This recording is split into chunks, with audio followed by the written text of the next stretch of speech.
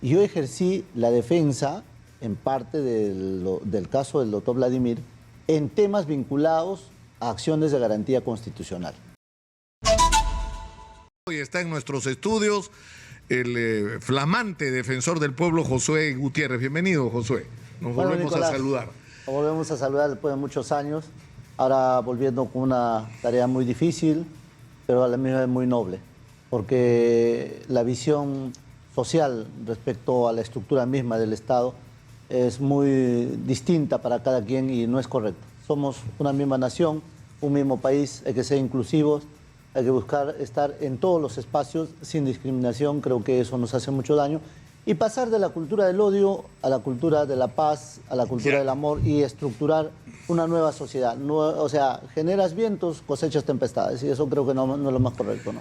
Lo que sorprende, no sorprende que Josué Gutiérrez haya sido propuesto por Perú Libre, porque finalmente Josué Gutiérrez ha sido asesor de la bancada de Perú Libre, ¿no es cierto?, durante todo este tiempo. Lo que ha llamado la atención es que Keiko Fujimori le haya pedido a sus congresistas que voten por Josué Gutiérrez. Hoy día, o sea que la gente de la derecha más recalcitrante que decía que Vladimir Cerrón era más o menos la versión peruana del demonio, o sea, terminen aceptando la propuesta del demonio para defensor del pueblo. A ver, ahí hay que ser muy cuidadosos, señora. Primero, porque hoy día ya sacaron otro medio, están muy rigurosos en mis expresiones, y está bien.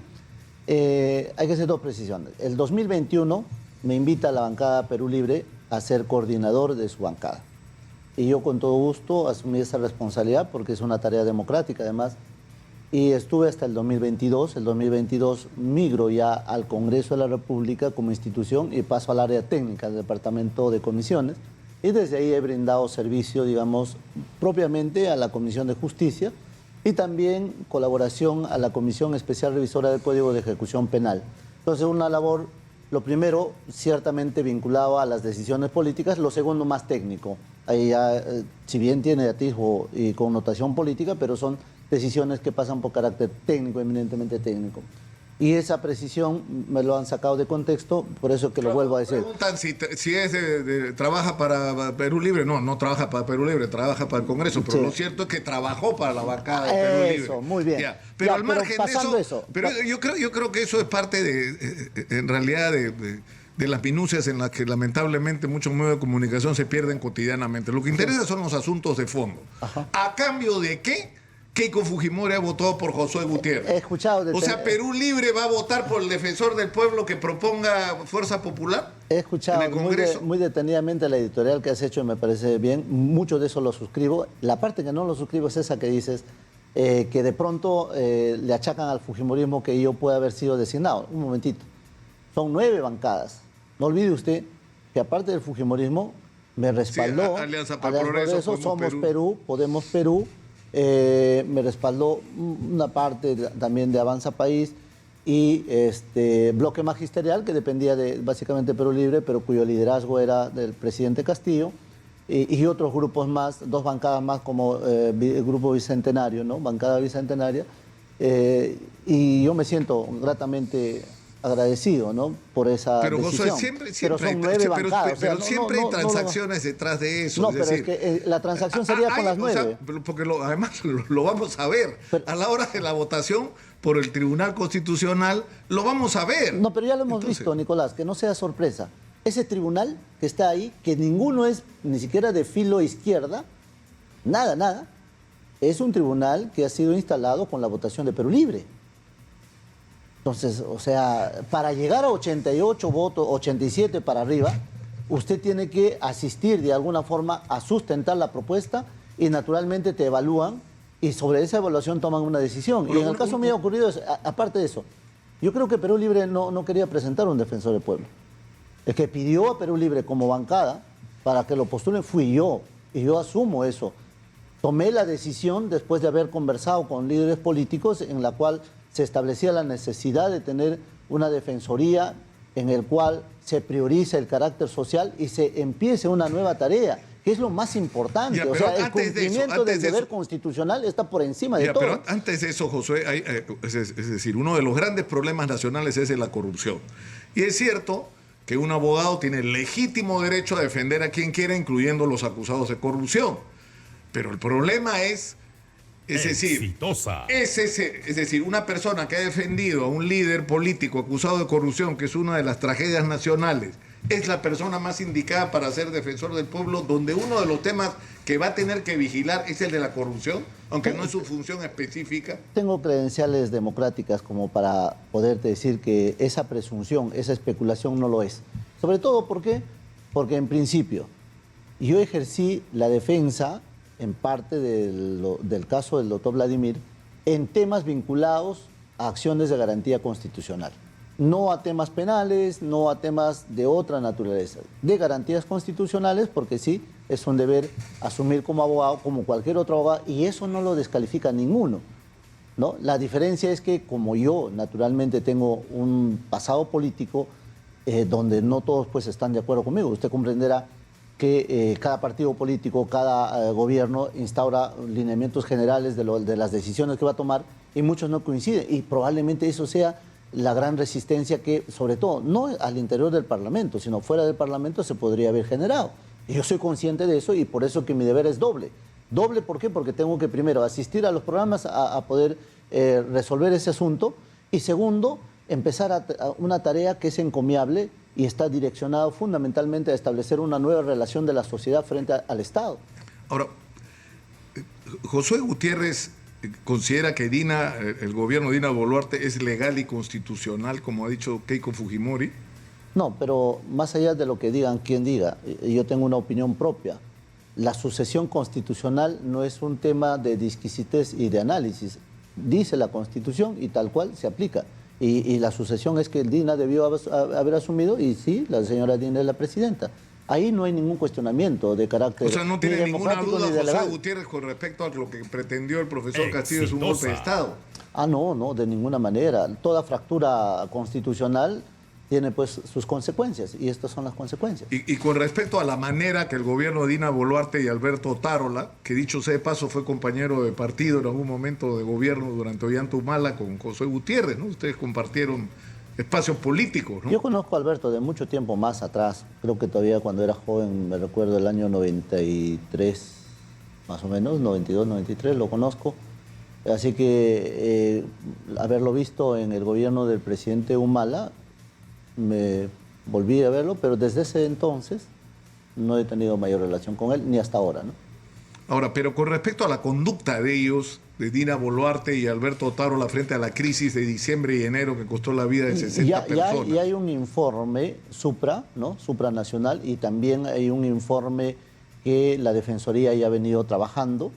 Lo que falta es hacer la contrastación de todo lo que dice en el informe, y justamente por eso uno de los principales actos ya en el cargo es estar en el sur, y ya comuniqué además que voy a estar en Juliaca, voy a estar en Arequipa, voy a estar en Tacna, Moquegua y Cusco.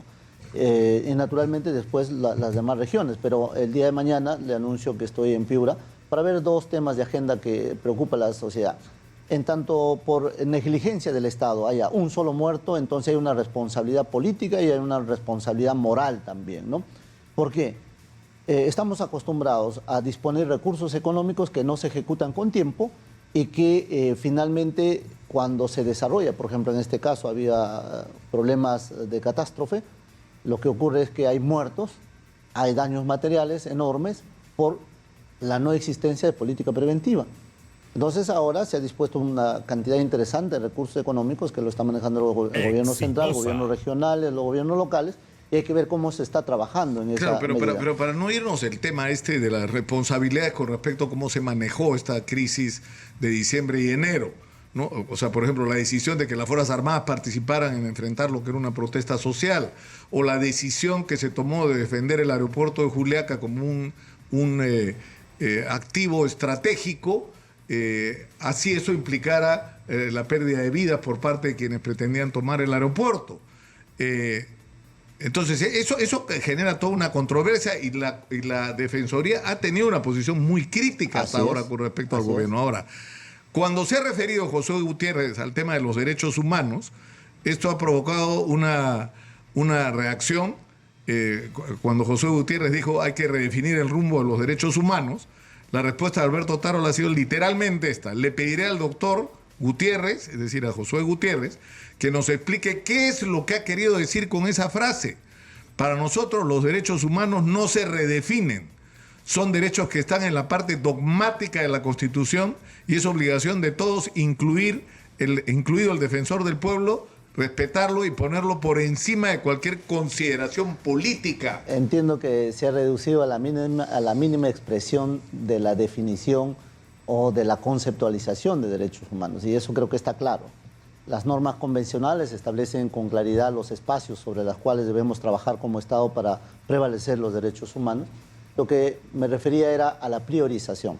Comprenderá, mi querido Nicolás, que es reconocer que necesitamos más recursos para salud, para educación, para temas que construyen una nueva sociedad. Pero descuidamos mucho el tema del enfoque vinculado a las prioridades. Para mí, lo correcto es un tema personal, una opinión personal, trabajar muchísimo con la niñez. Sobre todo la niñez abandonada, a la cual el Estado lo ha sentenciado al olvido, y para ellos nunca va a haber Estado.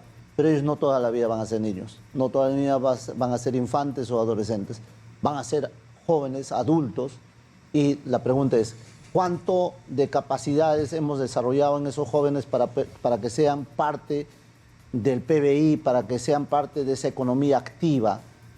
O sea, el Estado trabaja muy poco en eso. Entonces, yo creo que esa política de Estado debe trascender gobiernos y debe comenzarse a hacer ya. Porque si no, usted no viera gente, niños en mendicidad o durmiendo en las calles. O sea, no se vería eso, no debería verse. No, pero entonces eso es para mí... ¿Qué hacemos para que eso no ocurra? Pero igual, pero claro. Esos son derechos humanos. O sea, para mí más importante es construir un albergue que es de menor costo, porque ahí no estableces criterios de seguridad, sino de menor costo, pero que es una inversión a futuro. Es una inversión social muy poderosa. En cambio, construir una cárcel, que ahora, por cierto, las cárceles están sumamente hacinadas, ¿no?, que te representan más, pareciera gasto, que una inversión.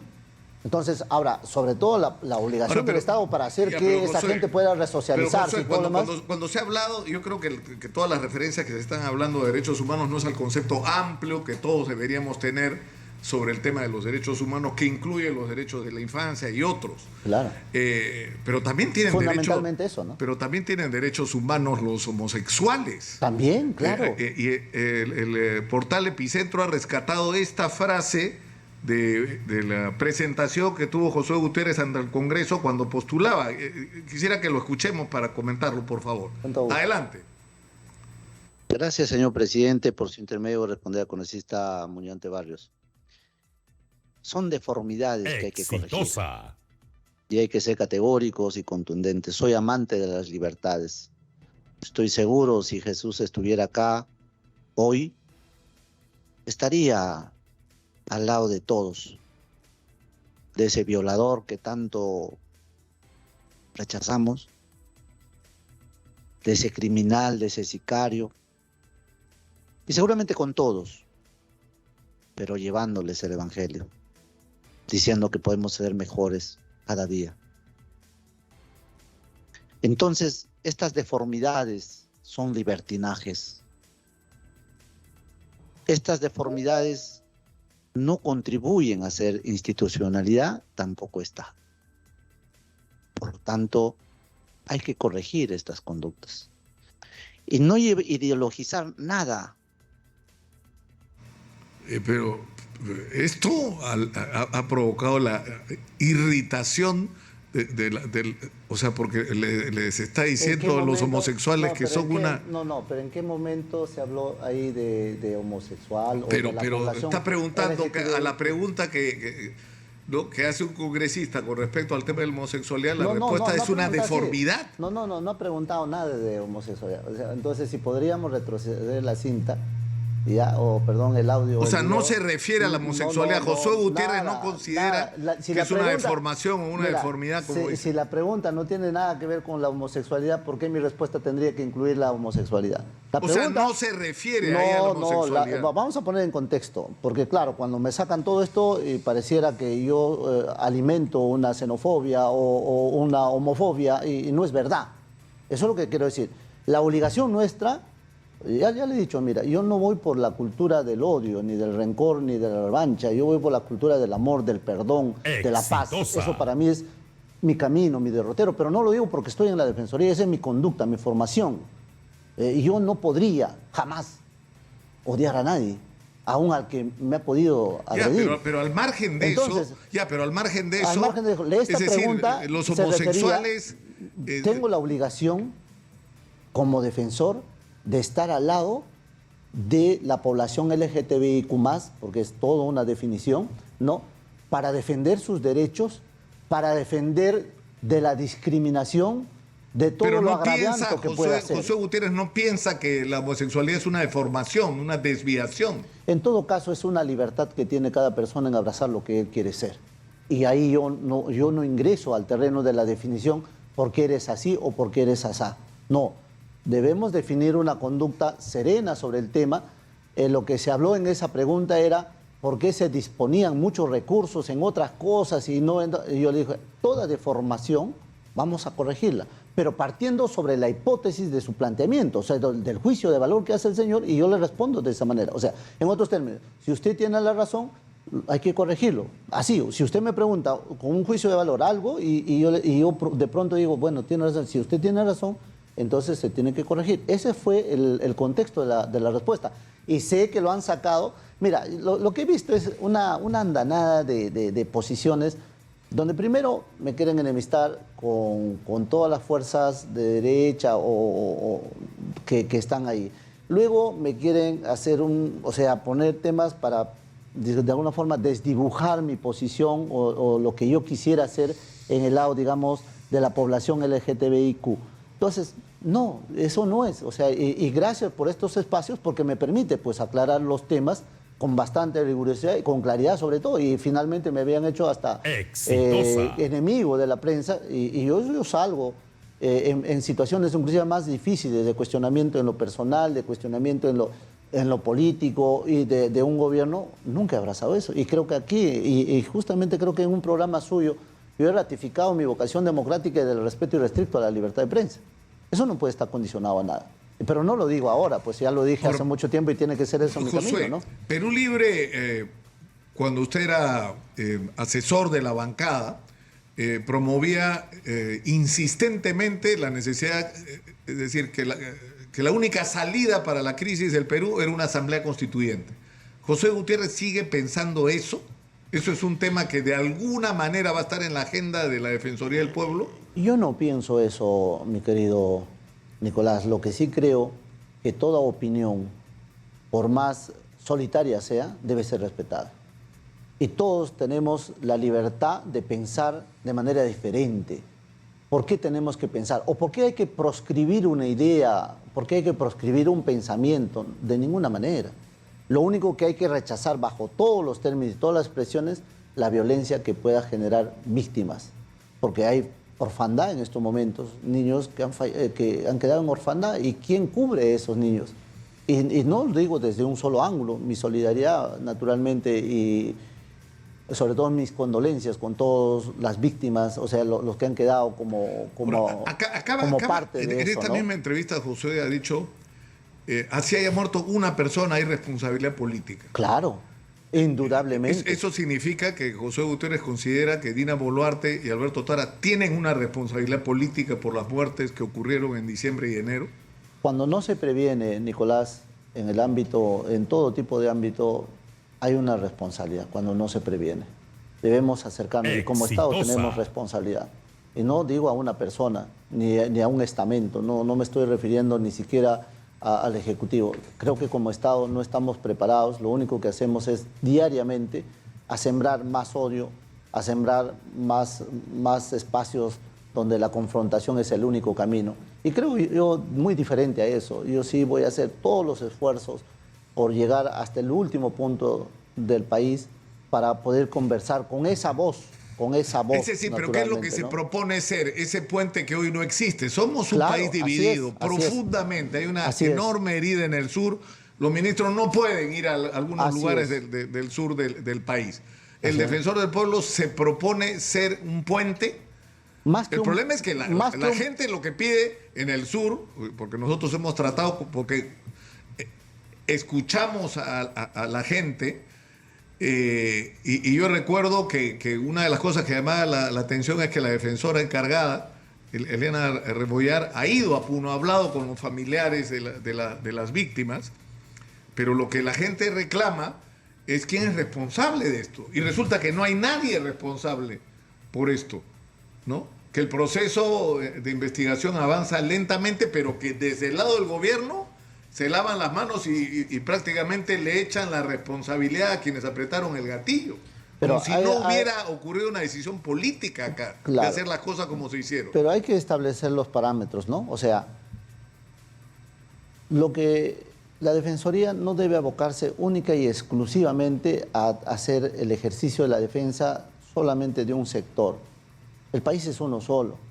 Y cuando cometemos el error de ver el país solamente desde una perspectiva, perdemos el rumbo, perdemos el horizonte. Hay que verlo como un todo, que el Estado tiene una fractura social muy grande, que si bien se exacerbó en el sur, mañana puede ser en el norte, después puede ser en el centro, porque hay un Estado ausente, Nicolás.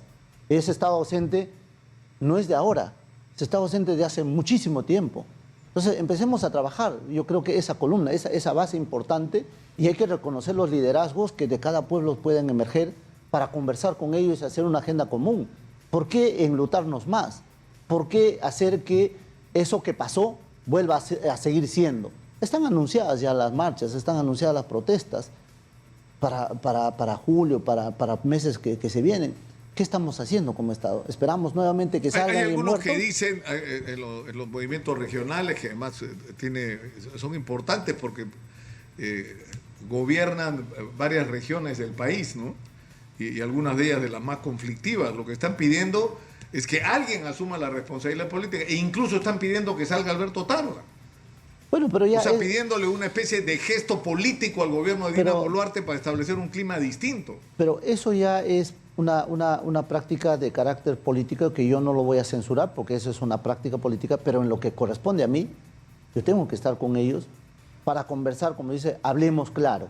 Y hablemos claro en función a país, en función a lo que se nos demanda como Estado.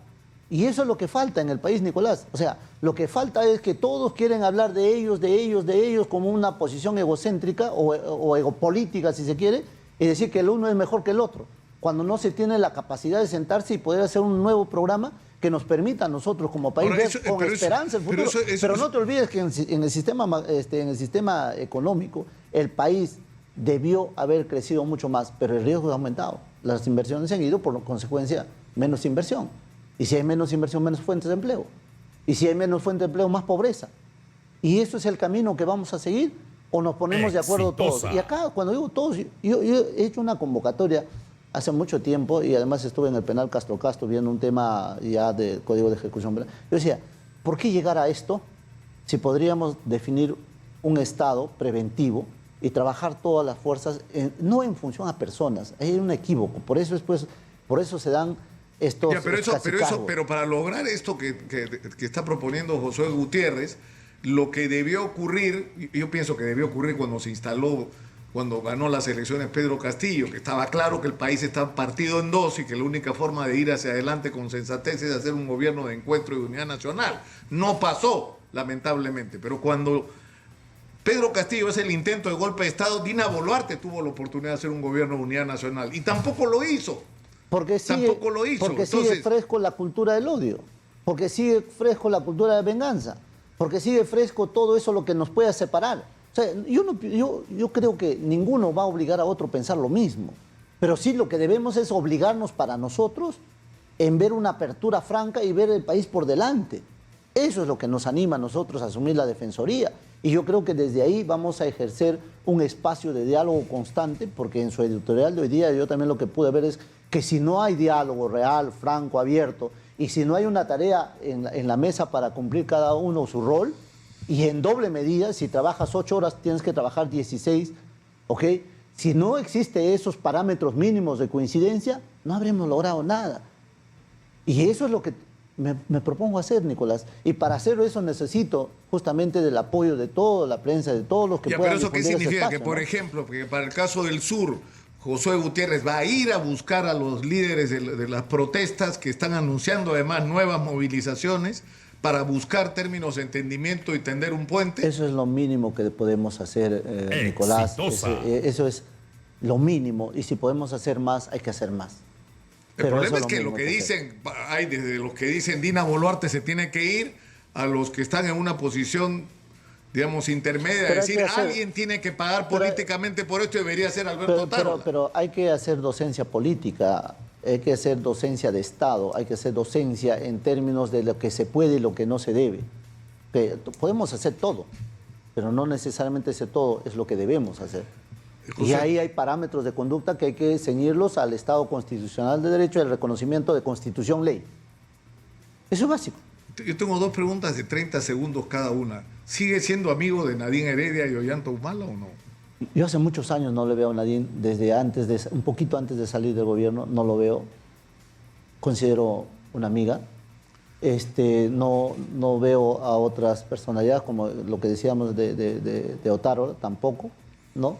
Están poniendo una foto del recuerdo de ahí. No, mis mayores deseos de que le vaya bien. Es una madre muy ejemplar, yo respeto mucho. Respecto a cualquier cosa de investigación, lo que puede ser, creo que cada persona responde por sí, pero en lo personal, le digo, yo guardo las más gratas consideraciones por la señora Nadine, y sí, pues, eso enrostra mucho de lo que se ha dicho durante todo este tiempo, o estos días de mí, y yo no lo voy a negar. ¿Por qué tendría que negar frente a una evidencia y frente a un hecho real, además un sentir? No lo veo. Última pregunta en 30 segundos, por favor. Hay gente que está diciendo desde el Congreso que hay que salir de la Corte Interamericana de Derechos Humanos. Yo creo que eso es un error, porque ningún peruano está exento del excesivo poder o del abuso de poder. Ningún peruano. Es una garantía supranacional Exitosa. que se establece como parte de la garantía de los derechos humanos. Entonces, pensar en romper todo esto es contrario a lo que en derechos humanos y más vinculado a este mundo globalizado se pudiera hacer. Naturalmente, Nicolás, para terminar en esta línea, lo que hay que hacer sí es que exista una justicia célere, independiente, una justicia real, y yo creo que ningún peruano que tenga una administración de justicia correcta va a ir pues a una instancia supranacional. O sea, no vería, sería un contrasentido. Entonces trabajemos más bien para eso, y que es una demanda social, es una demanda que el país, estoy seguro, lo va a abrazar. Asumo la defensa de los 33 millones de peruanos, o más de 33 millones de peruanos, incluyendo a los extranjeros, porque si lo que hay que hacer es predicar con el ejemplo, predicar con la práctica lo que se debe hacer, y no tanto la perorata, la verborrea que es común en las tribunas, ¿no? Muchas gracias a Josué Gutiérrez, defensor del pueblo, por estar con nosotros.